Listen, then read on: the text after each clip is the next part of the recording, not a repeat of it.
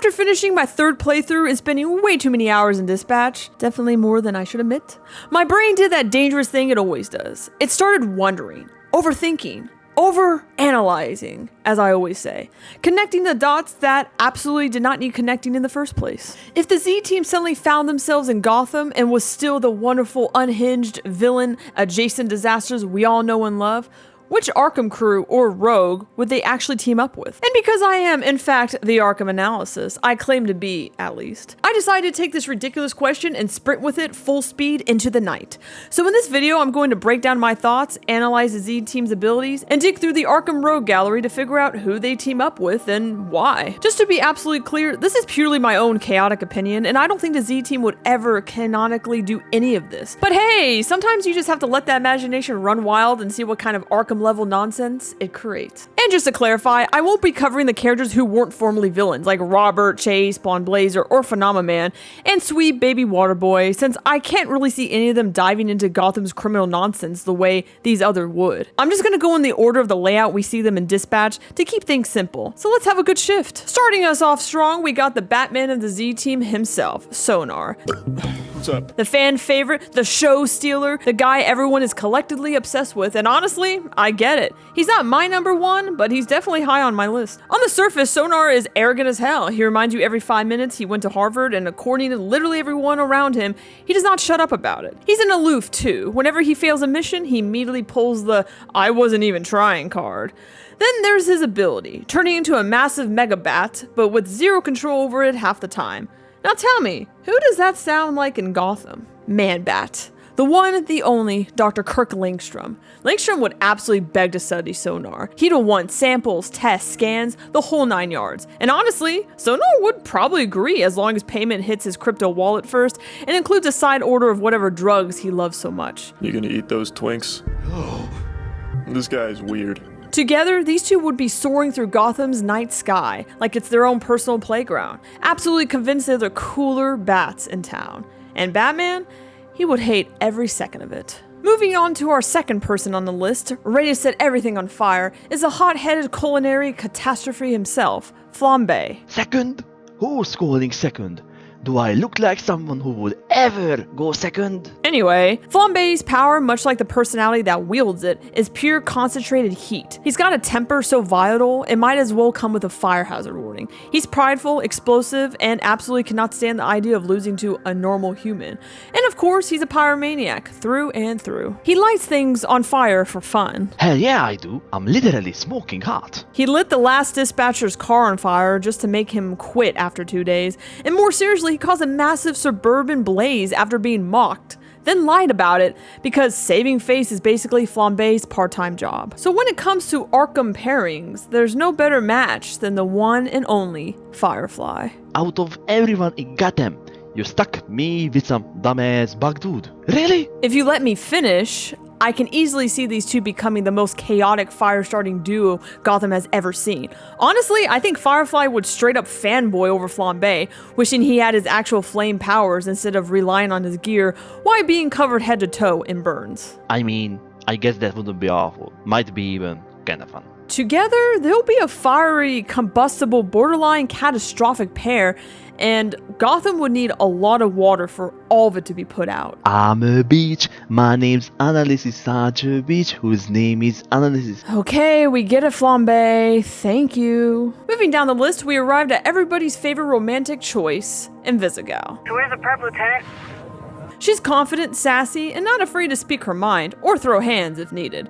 She's described as abrasive, the classic tough, independent loner who pretends she doesn't care, but absolutely does. With her ability of invisibility and solid hand-to-hand combat, there's only one Gotham match that makes perfect sense.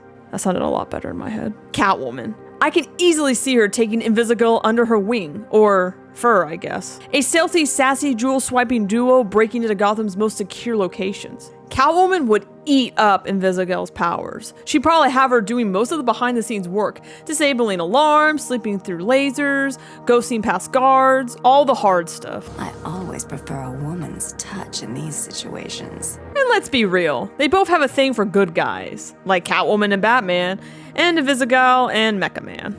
Together, they'll be Gotham's most stealthiest, morally questionable girl gang. Next up on the list is one of my personal favorites, the circus man himself, Punch-Up. Punch-Up is charming, lovable, and let's just say not the sharpest tool in the shed, and he's fully aware of it. He's got a bloodthirsty streak, constantly complaining that he hasn't fought anyone all day, and he's an absolute alcoholic in denial, asking strangers for a pint on the road during dispatches and celebrating mission successes by offering to cover the first round of drinks. With his ability, pinkokinesis, superhuman strength, durability, and pain immunity, it only felt right to pair one of my favorite Z-Team members with one of my all-time favorite Batman villains, Bane. If you see my Arkham Origins videos, you know I adore Bane, the real Bane, the brilliant tactician who existed before the TN1 turned him into some raging monster. I can absolutely see him pairing up with Punch-Up. They'll be an unstoppable powerhouse duo. We're just busting balls. Bane would study Punch-Up's durability and pain immunity, maybe even experiment with the blood to engineer a perfect version of Venom. Before TN1, Bane was wicked smart, so the two of them could absolutely cook up some terrifying plans to bring Gotham to its knees. Your bravery and skill have been noted. Stay focused. Our rise is unstoppable. Are you gonna finish your sentence, big man? Huge and small, brutal and cheerful, brains and whatever Punch-Up is. Yeah, Gotham wouldn't stand a chance. Let's move on to the charismatic diva herself, Prism. Prism is a natural-born showstopper. Blonde Blazer even calls her genuinely talented, which checks out considering her huge social media following. But Prism also has a judgmental streak. She's a total music snob, cannot stand low-quality taste, and openly calls some people a loser. With her abilities, photokinesis, and holographic manipulation, who do you know who would love to have powers like that? The Riddler. Think about it. Prism lives for style, flourish, dramatic flair, and commanding attention. Edward Nygma is a theatrical showman in his own way, obsessed with presentation, obsessed with perfection, and absolutely obsessed with people recognizing how brilliant he is. He stages crime like he's curating an exhibit, color codes his puzzles and monologues like he's auditioning for a villain talent show. Not to mention, they both live for the attention. Whether it's Gotham-wide broadcast or social media engagement, Prism would be perfect person to show Riddler the ropes of online fame, boosting his ego with real-time metrics and dramatic live stream reveals. Honestly, she'll probably be streaming their schematics constantly, and he'll love every second of the spotlight. This is crazy. Together, Prism and the Riddler would create over-the-top dramatic schemes, puzzle traps, spectacles, and crime scenes that slay decorative coordination. Isn't that right, my dear? As a duo, they'll transform Gotham into a puzzle-filled fashion spectacle, a final exam fusion that even Batman wouldn't be prepared to deal with. Next up is the romance everybody wanted, Malevola. Blonde Blazer may describe her as terrifying, but underneath all that demonic energy, Malevola is surprisingly down-to-earth and self-aware. She's independent, doesn't respect protocol at all, and purposely shows up late to meetings. She even opens a portal and dips the second she doesn't feel like being in a room. With her abilities, portal creation, and superhuman strength, my first thought was honestly the obvious one, being Ra's al Ghul, which his name literally means demon head, but I thought that was too easy. So instead, I leaned into something way more fun. Harley Quinn.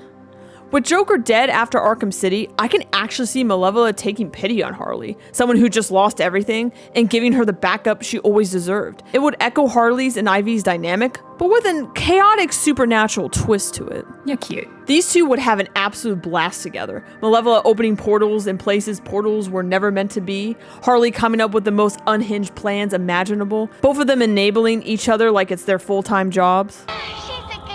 Between Harley's ideas and Malevola's strength, they'll turn Gotham into their own personal funhouse, unpredictable, explosive, and surprisingly heartwarming in the worst possible way. Moving along to the youngest, and honestly one of the most lovable members of the team, Gollum. Gollum is a mellow, gentle, level-headed giant. He generally tries to be polite, practicing his smile even though he insists he doesn't have enough teeth for it, and promising not to ruin anyone's carpet when he gets dispatched. With his ability like morphological being, earth mimicry, and regenerative healing, there's only one Gotham figure that fits him perfectly. Clayface! Just imagine it, two clay monsters terrorizing the city like it was a weekend hobby. Clayface would absolutely take Gollum under his wing, teaching him how to mimic humans, copy voices, blend into crowds, all the theatrical, shape-shifting chaos Clayface lives for. And in Gotham, that could only lead to terrible things. Whether it's impersonating officers, confusing the citizens, or starting in their own messed up two-man show, Gollum and Clayface together would be a shape-shifting disaster Gotham is absolutely not prepared for. Last, but certainly not least, we have one of my other absolute favorites, the winged ballerina herself, Coupe. Coupe is cold, merciless, and wrapped in mystery. She's an efficient assassin who takes immense pride in her abilities, cursing herself when she fails and questioning what all her training was even for. With her abilities like superhuman accuracy and elite assassin level skills,